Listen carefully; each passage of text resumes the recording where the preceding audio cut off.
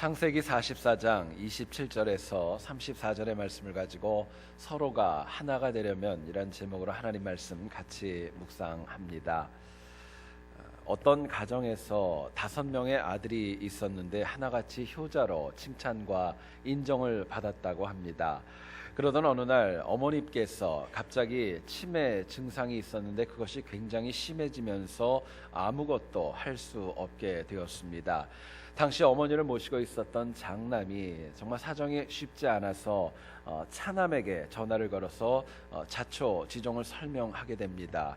둘째야, 어머니 치매 증세가 굉장히 심해졌다. 나 혼자서는 도저히 할 수가 없는데 좀 도움이 필요하다. 이야기를 했습니다. 여러분, 이 어머니께서는 그 기사를 보게 되면은 불과 41살의 나이에 혼자가 되어서 하루에 16시간이나 정말 열심히 일을 하면서 5명의 형제를 키워냈던 정말 생활력이 강한 어머니였었습니다. 그런데 그런 어머니가 치매에 걸렸을 때 이 5명의 형제는 나름대로 삶의 기반이 있었지만 한국 전국 곳곳에 흩어져 살아가고 있었습니다. 그런데 어머니가 치매 증세로 인하여 어려움을 당할 때 그 어머니를 돕기 위하여서 5명이 한 지역으로 모여서 함께 살게 됩니다. 어머니의 고향이었었던 정읍이라는 곳으로 다 5명의 형제가 삶의 터전을 옮겼던 겁니다. 여기에 정읍 사람들은 굉장히 많은 감동을 받아서 이 형제들을 그렇게 불렀다고 합니다. 독수리 오형제. 독수리 오형제로 그 이름을 불렀다고 합니다. 형제들은 치매에 걸린 어머니를 1년에서 2년씩 번갈아가면서 정성껏 섬겼습니다. 또한 일주일에 적어도 하루는 이 어머니를 모시고 야외로 나가서 좀 더 마음이 좋아질 수 있도록 배려하는 효도도 있었습니다. 그렇게 무려 16년 동안이나 5명의 형제가 어머니를 모시고 있는 가운데 처음으로 형제들 간에 분쟁이 생기게 됩니다. 이유가 있습니다. 장남이 도저히 안 되겠다 싶어서 어머니를 요양원으로 보내자 이야기를 했는데 이것으로 인한 의견 대립이 생겼던 겁니다. 특별히 넷째 아들이 정말 많은 형제들 앞에서 엉엉 울면서 안 된다고 얘기를 했지만 결국은 요양원으로 이 어머니가 갈 수밖에 없게 되었답니다. 그러나 이 5명의 형제는 매일같이 번갈아가면서 어머니를 찾았고 위로하고 함께 보살폈습니다. 여러분, 생각해 보면은요, 그 이야기를 들으면서 참 마음이 많이 따뜻해졌었습니다. 치매에 걸린 어머니를 위해서 삶의 터전을 옮긴다는 거, 이거는 정말 쉽지 않은 일입니다. 그러나 이 5명의 형제는요, 어려움 중에서도 서로가 서로에게 솔직하게 자신들의 어려움과 힘든 것들 설명해 가면서 하나가 되었던 것입니다. 또한 각자 어머니를 맡았을 때는요, 최선을 다해서 책임을 다하면서 각자의 일을 온전히 감당하게 되었습니다. 여러분, 그 기사를 보면 생각해 봤습니다. 야, 요즘 같은 세상에도 이런 형제들이 있구나. 그런 생각이 참 많이 들었어요. 여러분, 사람이 이 땅을 살아갈 때 나에게 주어진 모든 일들, 내 일뿐만이 아니라 내 주변에 있는 모든 일들을 내가 혼자 감당할 수 있는 것은 아닙니다.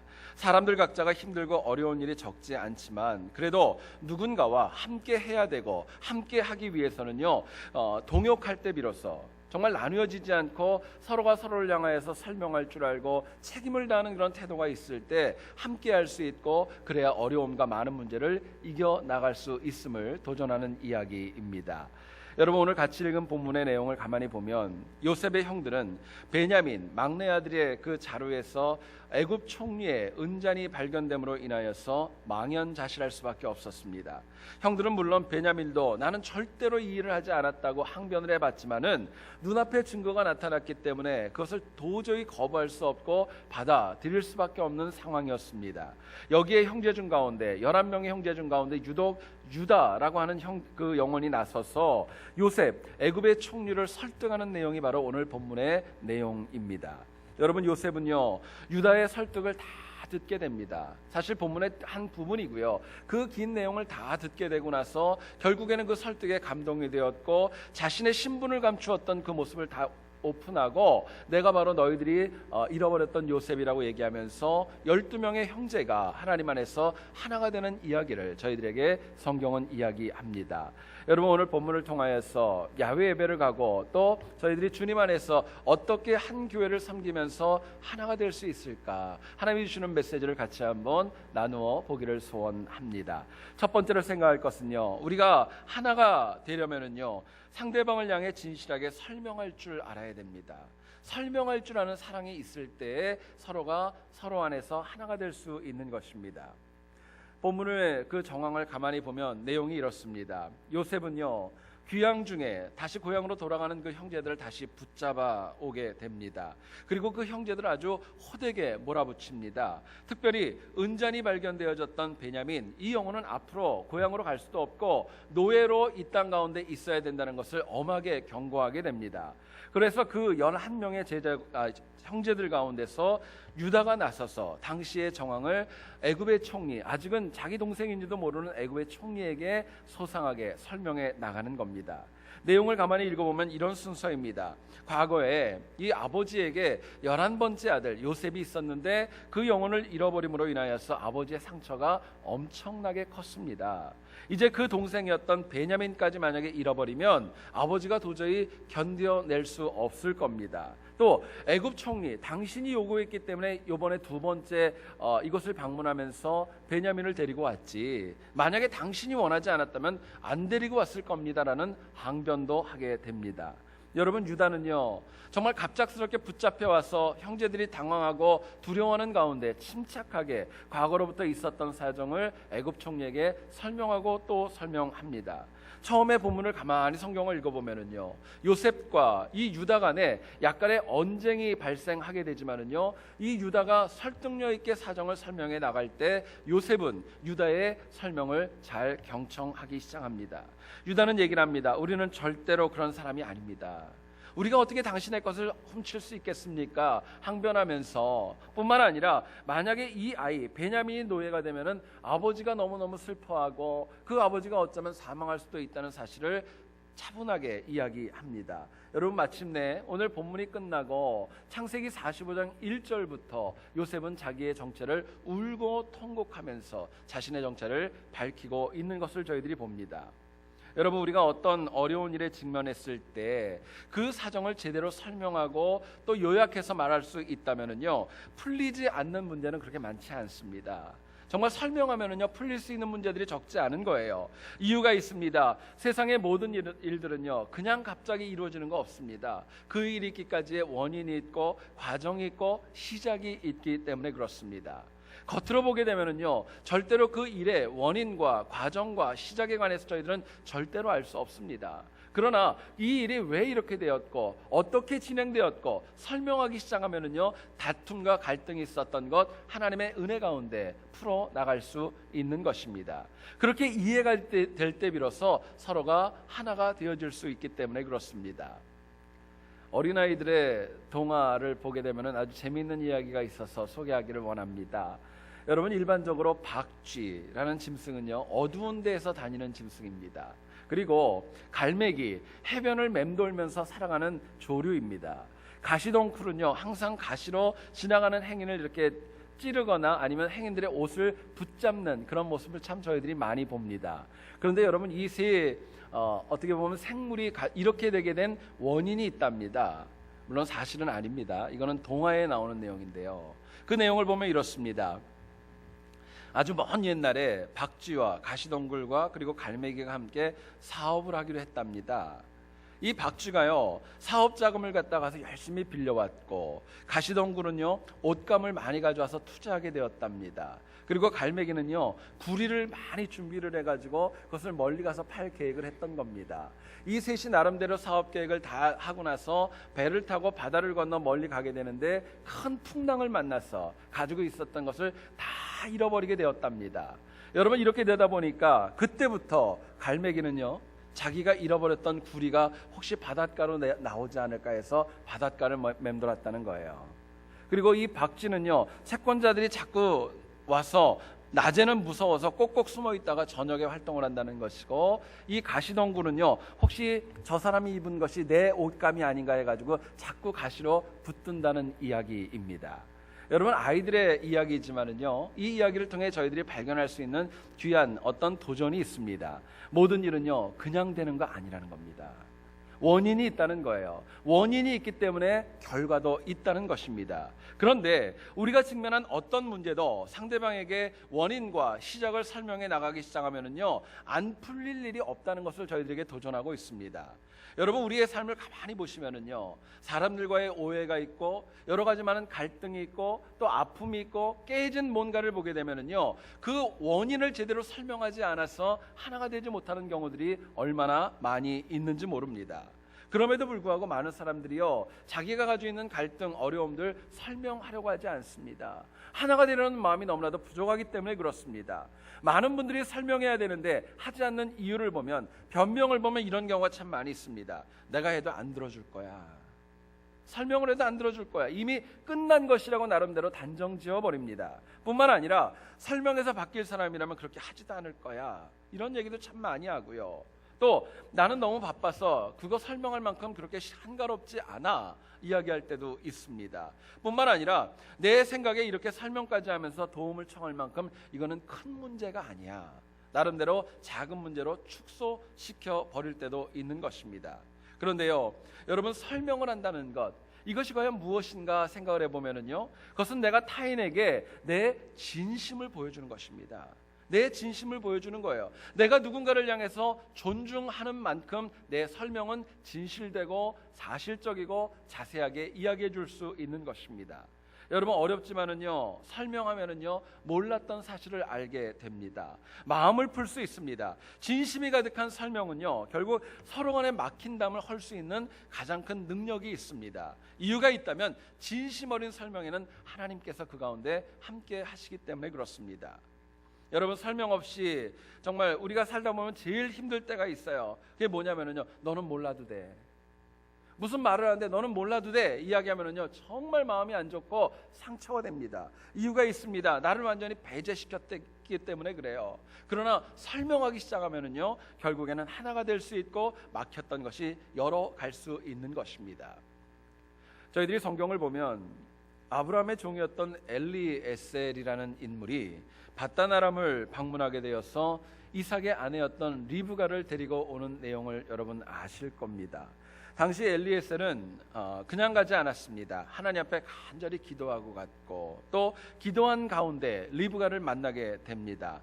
그래서 밧단 아람에 도착한 바로 그날에 리브가의 집에 유숙을 하면서 바로 다음 날 이 리브가를 데리고 고향으로 돌아오게 됩니다. 여러분, 생각해 보시면 참 놀라운 것은요, 어떻게 정말 한 명의 영혼을 만나자마자, 그 가족들을 만나자마자 바로 다음 날 그 자매를 데리고 이삭에게 갈 수 있었을까? 참 생각할수록 놀랍습니다. 여러분, 이유가 있습니다. 엘리에셀이라는 인물이요, 이 라반과 그리고 리브가와 그 가족들을 향하여서 저간의 사정을 너무나도 설득력 있게 설명을 해 주었기 때문이었습니다. 여러분, 식사 시간이 되었어요.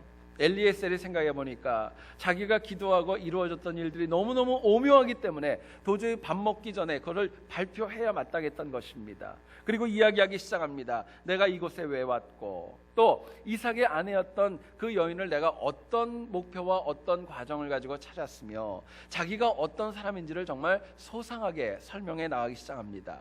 여러분, 설명을 하니까요, 이해가 됩니다.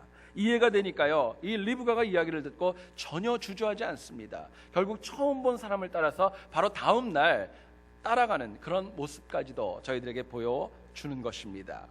여러분, 우리가 살다 보면 누군가와 갈등이 있을 수 있죠. 오해가 있을 수 있고요. 또 서로 간에 설명이 없기 때문에 관계가 소원해질 수도 있는 거 살면서 누구나가 경험하는 것입니다. 중요한 것은요, 꾸미고 속이지 말고 분명하게 설명할 줄 아는 지혜가 필요합니다. 그럴 때 그 설명 가운데 하나님이 함께 하시고 또 설명하는 가운데 서로 간에 막힌 담이 열어갈 수 있는 것입니다. 여러분, 문제는요, 설명할 수 있는데도 불구하고 하지 않는 것입니다. 그러나 꼭 기억하셔야 될 거는요, 내가 누군가에게 남녀노소 지위고하를 불문하고 누군가에게 설명한다는 것 자체는 배려고 존중이고 사랑이라는 걸 여러분 잊지 마셔야 됩니다. 여러분, 오늘 저희는요, 일부 예배를 저희들이 같이 드리고 있지만 야외 예배로 이제 3부 예배는 나갈 겁니다. 복장들을 보니까 여러분들께서는 예배를 드리고 이제 각자 가실 것 같은데, 야외 예배 오시면 여러분 많은 목적이 있을 겁니다. 그 중에 가장 큰 것이 있다면 자연에 나와서 하나님 안에 서로 교제하고 예배 드리는 겁니다. 그냥 그곳에 나가서 바람 한번 쏘이자, 오래간만에 한번 뭐 좀 먹자, 여러분 그런 취지로 나가는 거 아닙니다. 사실은 굉장히 이민자들이 바쁘고 분주한 가운데 있지만 하나님 만들어 놓으신 자연을 토대로 해서 서로가 하나가 되자는 거, 그것이 사실은 야외 예배를 가지는 가장 큰 목적이라고 할 수 있습니다. 여러분 사실 가만히 우리의 삶을 보면 많은 분들이요, 교회를 같이 다니면서도 깊은 교제가 없기 때문에 누가 누군지를 잘 모릅니다. 여러분뿐만 아니라요, LA 시내 내에 서로 간에 만나도요, 저 사람이 우리 교인인가 아닌가, 긴가 민가 할 때도 사실은 많이 있을 겁니다. 여러분 그러나 오늘 야외 예배를 통해서 저희들이 함께 음식을 먹고 함께 또 게임도 하고 함께 예배드리면서 넉넉히 하나가 될 수 있는 자리가 있습니다. 여러분 제가 가만히 보니까요, 한국 사람들은 친해지고 하나가 되기 위한 꼭 조건이 있습니다. 뭐냐면요, 같이 뭔가를 먹어야 돼요. 여러분 그렇지 않습니까? 뭔가를 먹다 보면은요, 친해지고 또 넉넉하다 보면 마음이 열리는 겁니다. 그래서 제가 그런 얘기를 참 많이 합니다. 중요한 회의가 있기 위해서는 먹이고 하는 게 제일 좋습니다. 여러분 그게 굉장히 중요한 거예요. 오늘 저희들이 야외 예배를 가게 되면 귀한 음식도 있을 것이고 서로 깊이 하나가 될 수 있는 좋은 기회가 제공될 겁니다. 여러분 간절히 바라는 것, 교회에 그냥 왔다 갔다 예배만 드리고 가는 그것도 중요합니다. 그러나 그것보다 더 중요한 거는요, 하나님 안에서 서로 교제하고 설명할 수 있을 관계까지 깊이 있게 하나가 되는 것, 하나님이 우리에게 원하는 교회 공동체의 모습입니다. 여러분 오늘도 우리가 내가 만나는 많은 사람들, 한 주간도 내가 만나는 많은 사람들, 갈등이 있고 어려움이 있을 때 서로를 향해 설명하는 사랑으로 하나가 될 수 있고 승리하는 우리 모두 될 수 있기를 주의 이름으로 축원드립니다. 두 번째로 서로 하나가 되기 위해서는요, 어려운 가운데에서도 책임질 일 책임질 줄 알아야 됩니다. 나에게 주어진 일을 책임질 때 비로소 하나가 되는 은혜, 또 그 체험할 수 있기 때문에 그렇습니다. 여러분 이스라엘과 한국 사람들이 가지고 있는 아주 공통점이 있습니다. 그것은 뭐냐면요, 많은 자녀들 가운데 장자를 최고의 권위를 인정해주고 제일 소중하게 여긴다는 것입니다. 이유가 있다면요, 한국이나 이스라엘이나 모두가 다 장자를 통해서 하늘의 복이 계승되어진다는 의식이 너무나도 많이 있기 때문에 그렇습니다. 그런데요, 히브리서 7장 14절을 보게 되면요, 성경이 이렇게 얘기를 합니다. 우리 주께서는, 예수님을 말씀합니다, 유다로부터 나신 것이 분명하도다 말씀합니다. 여러분 이스라엘 야곱에게는 아들이 12이 있었습니다. 그리고 오늘 본문에 등장하는 유다는 12명의 아들 가운데 네 번째 아들입니다. 원래 장자는 르우벤이라고 하는 아들이 있었습니다. 그런데 오늘 본문은 왜 유다가 르우벤을 넘어서 정말 이스라엘의 12아들 가운데 가장 대표적으로 장자와 같이 복을 계승하는 역할을 감당할 수 있었는가, 그 이유를 이야기합니다. 그 중에 가장 큰 것 중에 하나가 오늘 본문에 등장하는 어려움 중에도 유다가 손해가 나고 힘들어도 주어진 일을 책임질 줄 아는 능력이 있었기 때문이었습니다. 여러분 오늘 본문 그 전에 사정을 설명드리면 이렇습니다. 유다가 애굽의 곡식을 사러 두 번째 가려고 계획을 세우게 됩니다. 그러나 애굽 총리의 협박이 있었고 막내 아들을 데리고 오라는, 동생을 데리고 오라는 이야기를 들었기 때문에 그냥 올 수 없었습니다. 야곱에게 얘기를 합니다. 베냐민을 데리고 가겠습니다. 그러나 만약에 이 영혼을 잃고 온다면은 내가 책임지겠다고 아버지에게 약속을 합니다. 여러분 그렇게 해서 왔어요. 처음에는 분위기가 화기애애하고 모든 것이 좋았는데 다시 모든 이제 고향에 가는 양식을 가지고 기쁨으로 돌아가는데 갑자기 붙잡혀 와서 보니까 베냐민의 자루 안에 요셉 애굽 총리의 은잔이 그 안에 있었던 겁니다. 문제는 모두가 보는 가운데 일어난 일이었기 때문에 아무도 이것을 부인할 수 없었어요. 베냐민도 나름대로 아무리 항변을 해봤지만 본인이 노예가 된다는 거 피할 수 없었던 겁니다. 뿐만 아니라 이 유다도 아버지에게 약속을 했지만은 결코 베냐민을 데리고 고향으로 돌아갈 수 있는 상황이 아니게 전개되어지고 있었던 겁니다. 여러분 만약에 그렇다면은요, 아버지가 어떻게 될까? 유다는 걱정이 많이 되었던 겁니다. 또다시 가슴을 치고 아파하면서 상심하면서 이번에는 정말 아버지가 연로해서 어떻게 될지 장담할 수 없다는 거 누구보다 잘 알았던 겁니다. 그래서 유다가 선택했던 것이 있습니다. 베냐민을 보내주면 내가 대신 노예가 되겠다는 것입니다. 베냐민을 보내주면 내가 노예가 되겠다고 이야기를 합니다. 베냐민을 책임지기 위해서 스스로를 희생하려 했던 것을 저희들에게 보여줍니다. 여러분 한번 생각을 해보시죠. 만약에 베냐민 없이 아버지에게 돌아가서 아버지에게 저간의 사정을 설명하면서 우리는 모르지만 베냐민 안에서 그것이 발견됐기 때문에 어쩔 수 없었다고 얘기하면은 여러분 뭐라고 하겠어요? 그런데 그 가운데에서 유다는요, 베냐민은 돌려보내주고 내가 노예가 되겠다고 책임을 지며 나오게 되는 것입니다. 베냐민을 비롯한 모든 형제들이 아마 굉장히 많이 놀랐을 겁니다. 아마도 누구보다도 애굽 총리였던 요셉, 자기의 정체를 밝히진 않았지만 유다가 그렇게 책임지는 모습을 보고 굉장히 많이 놀랐을 것이고, 또 결국에는 자신의 마음을 열고 형제가 하나 되는 은혜를 누리게 됩니다. 여러분, 성경을 가만히 보면 요셉이 17살에 팔렸습니다. 그때 요셉이 팔릴 때 막았던 인물은 르우벤이었었습니다. 유다는요, 거기에 대해서 전혀 말하지 않았고 오히려 팔고 죽이자고 얘기를 했던 사람입니다. 그리고 20년의 시간이 흘렀던 거예요. 근데 이제는 자기 동생이었던 베냐민을 갖다 그 정말 위하고 그 영혼을 위해서 희생하고 책임지려는 모습으로 유다가 바뀌었던 것입니다. 요셉은요, 과거에 달라졌던 그 유다의 모습을 보고 가슴이 뜨거워졌고, 결국에는요, 그 책임지려는 태도 때문에 20년 만에 응어리졌던 가슴의 모든 것들을 내려놓고 형제가 하나가 될 수 있었던 것입니다. 여러분, 오늘날 우리가 살아가는 사회의 문제점을 가만히 보면 사건, 사고는 너무너무 많이 있습니다. 또 그것을 해결할 수 없는 길이 없는 것도 아닙니다. 문제는요, 그 일에 관해서 책임지고 임하려는 영혼이 많이 없다는 데에 있습니다. 너무나도 많은 사람들이 사건이 어떻게 되고 문제가 뭐라는 거 압니다. 그러나 거기에 대해서 지적하고 간섭하고 훈수만 두려워하지 내 일과 같이 책임지려고 하는 사람은 너무나도 없다는 데에 어려움이 있는 것입니다. 어떤 교회 학교에서 있었던 일이랍니다. 전도사님께서 설교하는 가운데 바울이 설교를 하다가, 여러분 아시죠? 유두고라는 청년이 설교가 길어지면서 결국엔 졸다가 떨어져가지고 어떻게 되죠? 죽게 됩니다. 그리고 그 이야기를 쭉 설명을 하면서 결론으로 학생들에게 전사님이 질문했답니다. 이 사건을 통해서 우리가 배울 수 있는 게 과연 무엇입니까? 물어봤더니요, 한 학생이 똑똑한 아이가 일어나서 그렇게 얘기하더랍니다. 설교를 듣다 졸았던 영혼이 죽은 책임은 전적으로 설교하는 사람에게 있습니다. 지루하게 했기 때문에, 오래 했기 때문에 그 책임은 그 사람에게 있다고 여러분 이야기를 하더랍니다. 여러분, 사람이요, 이 땅을 살면서 어려운 가운데 책임지는 거 쉬운 거 아닙니다. 그런데 책임지려면은요, 시간이 필요하고 정성이 필요하고 희생과 헌신도 필요합니다. 문제는 내가 정말 귀하게 여기는 일, 내가 좋아하는 사람을 위해서는요, 어려워도 책임지려고 합니다. 그러나 내가 별로 내키지 않는 일, 좋아하지 않는 일에는요, 책임지는 거 절대로 거부합니다. 하지만은요, 문제는 그럼에도 불구하고 우리 예수님께서는요, 끝까지 책임지셨다는 것입니다. 좋아하는 영혼들뿐만이 아니라 악한 영혼들, 부족한 영혼들을 위해서도 책임져 주는 모습으로 함께 하셨습니다. 요한복음 13장 1절을 보면 성경이 이렇게 얘기를 합니다. 유월절 전에 예수께서 자기가 세상을 떠나 아버지께로 돌아가실 때가 이른 줄 아시고 세상에 있는 자기 사람들을 사랑하시되 끝까지 사랑하시니라 말씀합니다.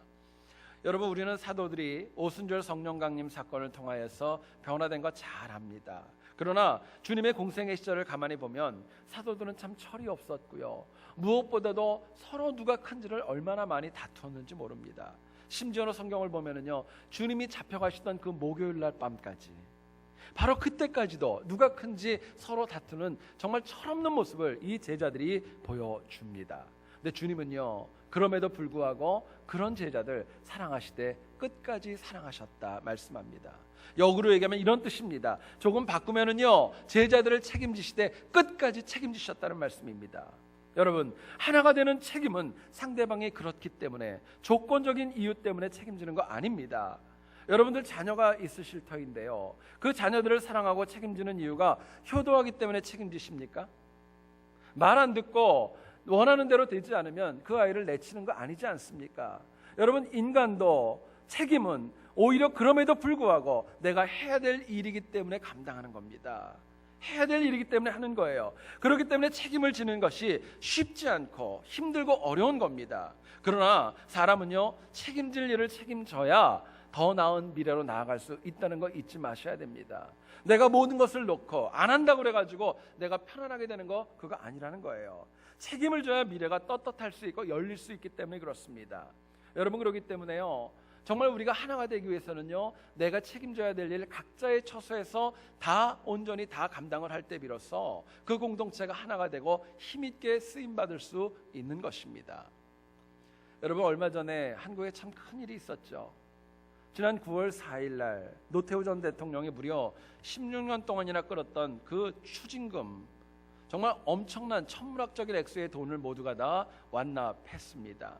그리고 일주일가량이 지나고 나서 10월 10일 날 전두환 대통령 그 가정도 역시 자진해서 미납금을 납부하겠다 발표하고 돈을 지불했다고 신문에 나왔습니다.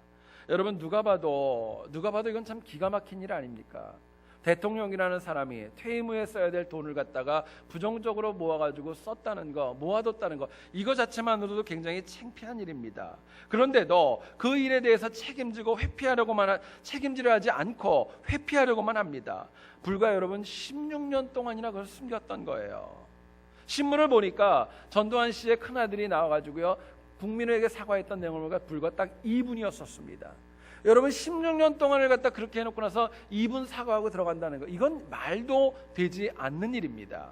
잘 아시는 대로요, 정말 10여 명이나 되는 부하들과 함께 골프 치면서 나한테 29만 원밖에 없다고 얘기를 해가지고 많은 사람들이 흥분하고 공분했던 이야기 여러분 잘 아실 겁니다. 개인적으로요, 저는 정치에 관해서는 별로 관심이 없습니다. 그런데요, 한 가지 이 사건을 보면서 제 마음에 드는 생각이 있습니다. 이 여자 대통령이 참 대단하다. 저는 그런 생각이 참 많이 듭니다. 이 여성 대통령이 더 센 것 같아요. 여러분 생각은 어떠십니까? 이유가 있습니다. 지난 16년을 되돌아보면 전직 대통령이 과연 몇 명이었는데 도대체 왜 그들은 분명히 추징할 수 있는 돈임에도 불구하고 그것을 외면하고 미루고 넘어갔을까? 생각할수록 참 안타깝기 그지없습니다. 여러분, 국민들이 분노하는 이유가 있습니다. 제가 설교 때 정치 얘기 거의 안 하는데요, 이 설교 준비를 하면서 타이핑 속도가 얼마나 빨라졌는지 몰라요. 막 치더라고요. 흥분하고 기분 나쁜 게 있어요. 여러분, 이유가 뭡니까? 그 과정을 가만히 보게 되면은요, 전직 대통령이 천문학적인 돈을 받았다는 거, 이것도 문제입니다. 그런데요, 더 큰 문제는 대통령이었던 사람들이 자신들의 잘못에 대해서 회개가 없다는 거예요. 뿐만 아니라 과거 잘못을 인정하고 책임지려는 태도가 전혀 없기 때문에 사실은 누구나 다 흥분할 수밖에 없고 역사에 오점을 남기고 있는 것입니다. 여러분, 하나님께서 어떤 공동체가 하나 되기 위하여서 힘들고 어려워도요, 책임지는 영혼을 통해서 역사하시는 겁니다. 힘들어도 어려워도요, 많은 것들이 아니라 내게 주어진 일만이라도 온전하게 책임지고 나갈 때는요, 그 공동체 쓸 수 있는 것입니다. 여러분, 오늘 저희들이 야외 예배를 갑니다. 그냥 가서 그냥 즐기고 오는 거 아닙니다. 준비하는 과정에서 많은 분들이 수고했고요, 차량을 운행하는 분들도 있고, 고기 굽는 분들도 있고, 물건 사오는 분들도 있고, 어제도 보니까요, 정말 수많은 권사님들이 오셔가지고 땀 흘려가면서 야채를 씻고 고기를 재고 많은 노력을 합니다. 각자 주어진 일에 책임을 다할 때 비로소 공동체가 하나가 될 수 있기 때문에 그렇습니다. 여러분, 하나님께서 여러분들에게 어떤 책임을 주셨습니까? 어떤 롤을 주셨나요? 가정과 직장과 교회에서 무엇을 주셨습니까? 회피하고 있다면요, 돌아오셔야 돼요. 다시금 그 일에 기쁨으로 감사함으로 책임지며 나갈 때 그 공동체가 하나 될 수 있는 것입니다. 여러분, 간절히 원하는 것, 한 주간의 삶을 살아갈 때도 나에게 주어진 일들 대충 하지 마시고 분명하고 철저하게 책임지며 일함으로 인하여서 하나 되는데 기여하고 승리하는 우리 모두 될 수 있기를 다시 한번 주의 이름으로 축원드립니다. 요한복음 17장 22절을 보면 주님이 이렇게 말씀합니다. 내게 주신 영광을 내가 그들에게 주었사오니 이는 우리가 하나가 된 것 같이 그들도 하나가 되게 하려 함이니이다 이야기합니다. 여러분, 요한복음 17장은 예수님이 마지막에 유언과도 같이 간절히 기도하셨던 대제사장의 기도문이라고 일컬어지는 내용입니다. 유언과 같은 내용입니다. 여러분, 교회가 부흥하고 성숙하는 것 가장 먼저 다른 거 없습니다. 하나님 안에서 하나가 되어져야 합니다. 하나가 되어줘야 합니다. 이거 위해서 본문은 저희들에게 얘기를 합니다. 서로가 서로를 향해서 정말 설명할 줄 알고 주어진 일에 책임을 다할 때 교회 공동체가 하나가 될 수 있다 말씀합니다. 여러분, 그래서 우리 세안교회가 정말 한결같이 주님 오시는 그날까지 책임을 다하고 설명하면서 하나 되어서 주신 사명 잘 감당하는 우리 모두 될 수 있기를 다시 한번 주의 이름으로 축원드립니다. 기도하겠습니다. 거룩하신